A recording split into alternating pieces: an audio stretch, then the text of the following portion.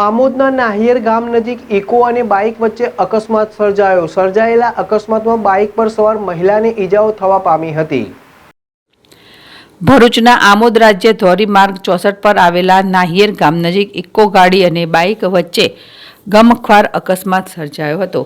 Car અને bike વચ્ચેની સામસામી ટક્કરમાં bike ચાલક અને બાઇક પર સવાર મહિલાને નાની મોટી ઈજા થવા પામી હતી.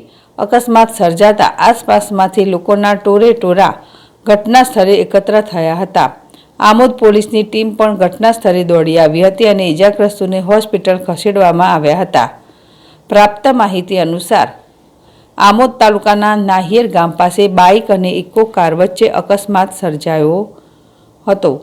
બાઇક ચાલક કિરણ રાઠોડ અને એમના ધર્મપત્ની શિવાની રાઠોડ ઠાકોર તલાવડી જંબુસરથી લગ્ન પ્રસંગમાં હાજરી આપી પરત પોતાના ગામ વાગરાના વછિયાત ગામ તરફ બાઇક લઈને જવા નીકળ્યા હતા. ત્યારે ભરૂચ તરફથી આવી રહેલી ઇકો કાર વચ્ચે જોરદાર ટક્કર થઈ હતી.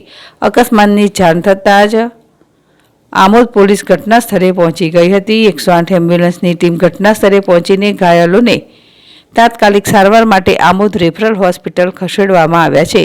હાજર ડોક્ટરે બાઇક સવાર કિરણ રાઠોડને પગના ભાગે ગંભીર ઈજા જણાવતા વધુ સારવાર અર્થે ભરૂચ રિફર કર્યા છે. આમોદ પોલીસે અકસ્માત અંગે વધુ તપાસ હાથ ધરી છે. યાકુબ પટેલ, ZSTV, ભરૂચ.